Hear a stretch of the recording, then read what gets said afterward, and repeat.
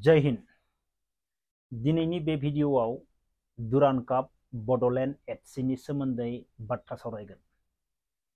दिनैनि दिनाव जोंनि बिटिआरआव बडलेण्डआव दुरान्ड कापखौ जोंनि बडलेण्ड एफसिखौ सापर्ट खालामनानै जोंनि कक्राझार साइ स्टेडियामाव जाबायदि बर' सुबुंफोरा सापर्ट खालामनानै नायो।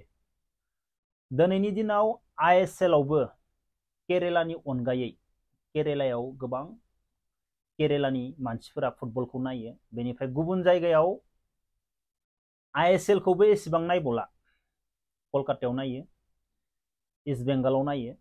थेवब्लाबो आइएसएलआव बयनिख्रुइबो बांसिन नायो केरेला। आसामावथ' गुवाहाटीयाव नायलानो आइएसएलखौ। दा जोंनि कक्राझार साइ स्टेडियामाव आइएसएलआ फैनो गोनांब्ला गोबां मानसि जागोन, गोबां मानसिफोरानो नायगोन। आंथ' आसा खालामो फैनो गोनां समाव आइएसएलआ जोंनि कक्राझार साइ स्टेडियामावसो जानांगौ, बेखौ लानानै फैनांगौ। जियानो जा, बेबाराव बडलेण्ड एफसि लिगनिफ्राय उथ्रिसारनो हाबाय, देरहानो हाबाय। मानो होनोब्ला लिगआव जेननो गोनांब्ला जोबोर लासिंसिं जागौमोन। फरेनार बाहेरनिफ्राय प्लेयार्सफोर दंफैयो लाबोनानै दोननाय। फरेनार प्लेयार्सफोर थानानै लिगआव एसेबां मोजां टीम गैखायामोन। लिगआव जेननो गोनां जायोब्ला जोबोर लासिंसिं जागौमोन। दा लिगनिफ्राय उथ्रिसार जानो हाबाय। दा नोंथांमोना मा सानो? नेक्स्ट फैनो गोनां जाखिनि टीमा लिगनिफ्राय देरहासार जाबाय, बेवहाय मोनसेल' टीम दुरबल दङ, इन्डियान नेभि। बाकी टीमा गासैबो ओरैबायदि स्ट्रं। महन बागानखौथ' बुंनो नांखाला। महन बागाननि फरेनारफोरा ओरैबायदि डेन्जार, माला फैनानै माला गल सोना थाङो, बोरै जोना थाङो पाताखौनो मोना।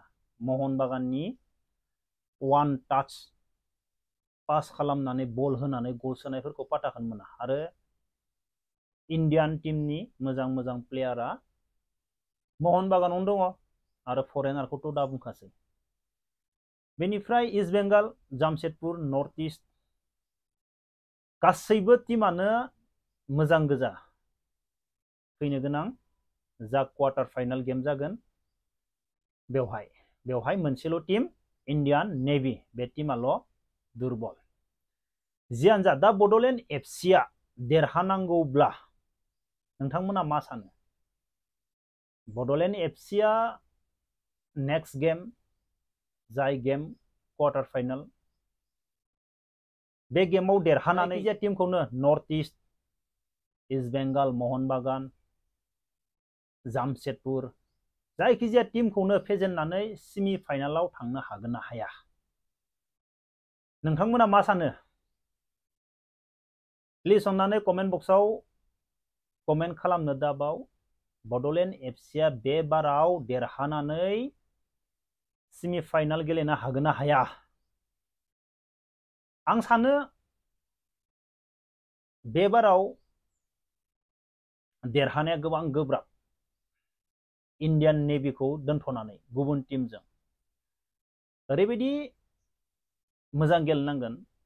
जों दाखालैफोर बावैनि खेलाखौ जा नुदों, बेनिख्रुइ आं सानो बे फैनो गोनां खेलायाव जायखिजाया team, north east, east Bengal, Jamshedpur, महन बागान, जायखिजाया टीमखौनो फेजेननो गोनांब्ला दा जोङो मिया आरो दाखालै बावैफोरनि खेलाखौ जा नुदों, बेनिख्रुइ ओरैबायदि खस्थ' खालामसिननांगोन आरो ओरैबायदि मोजांसिन गेलेनांगोन।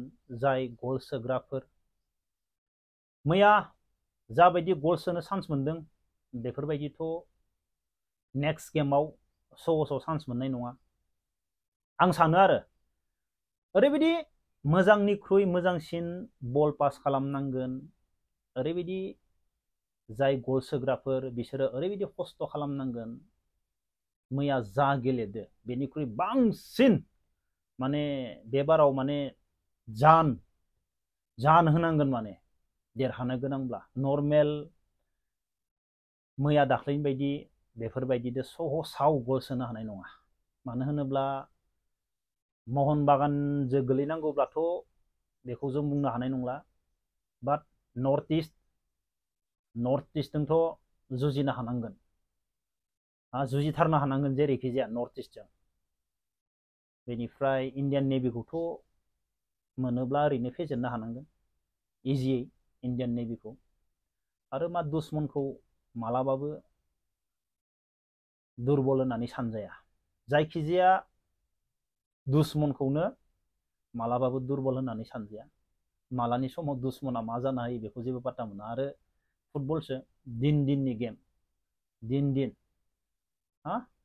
नोंनि किस्मतबो नांगोन, खस्थ'बो खालामनो हानांगोन, सब बुस्थुखौनो नांगो।